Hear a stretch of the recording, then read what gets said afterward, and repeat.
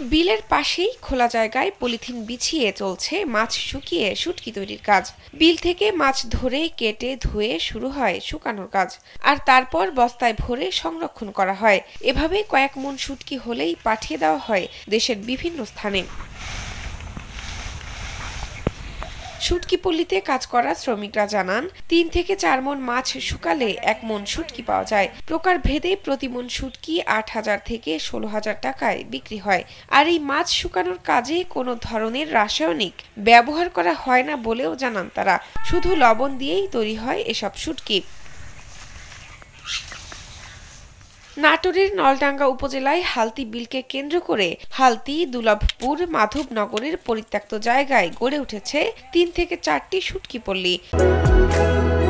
বাংলাদেশের একমাত্র multinational tiles brand আরএকে ceramics. মৎস্য ভাণ্ডার হিসেবে খ্যাত বৃহৎ হালতি বিল সহ এ এলাকার বিভিন্ন নদ নদী, খাল বিল ও জলাশয়ের পানি কমতে শুরু করায় জেলেদের জালে ধরা পড়ছে দেশীয় প্রজাতির ছোট বড় প্রচুর মাছ। আর এসব মিঠা পানির মাছ থেকে শুটকি তৈরিতে ব্যস্ত সময় পার করছেন ওই এলাকার মৎস্যজীবীরা। টাকি, শোল, পাতাশি, চান্দা, পুঁটি, ট্যাংরা, কই, চিংড়ি, বেলে সহ হরেক রকমের মাছের শুটকি তৈরি হয় এখানে। তবে পুঁটি মাছের শুটকি হয় সবচেয়ে বেশি। এটা পুঁটি, আর এই যে এটা বুনসি কাকায় খলছে, এটা বিক্রি হয় ৪০০ টাকা, ৪৫০ টাকা।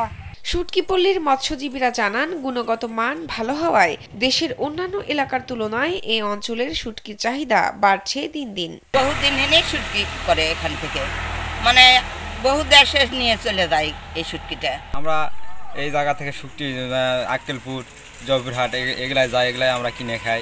উপজেলা মৎস্য কর্মকর্তা সঞ্জয় কুমার জানান, এবছর উপজেলায় প্রায় ৫০ টন শুটকি উৎপাদনের লক্ষ্যমাত্রা ধরা হয়েছে। মানসম্মত শুটকি প্রস্তুত করতে শ্রমিকদের প্রয়োজনীয় প্রশিক্ষণের পাশাপাশি পরামর্শ দেয়া হচ্ছে বলে জানান তিনি। মৎস্য অধিদপ্তর এই শুটকি উৎপাদন বৃদ্ধির জন্য, নিরাপদ শুটকি উৎপাদনের জন্য বেশ কয়েকটি প্রকল্প প্রাথমিক যাচাই বাছাই করছে। হয়তো অতি অল্প সময়ের মধ্যেই এই বিশেষ করে বৃহত্তর হালতি বিলের এই যেসব শুটকি প্রক্রিয়াকরণ অঞ্চল রয়েছে বা যে জায়গা রয়েছে, সেই জায়গাতে আরও উন্নত উপায়ে নিরাপদ শুটকি প্রক্রিয়াকরণ সম্পন্ন করতে পারে সে বিষয়ে তারা কাজ করবে। সরকারি পৃষ্ঠপোষকতা পেলে এই এলাকার শুটকি দেশের বিভিন্ন জায়গায় পাঠানোর পাশাপাশি বিদেশেও রপ্তানি সম্ভব বলে আশা সংশ্লিষ্টদের। শাহনাজ পারভীন, কালবেলা।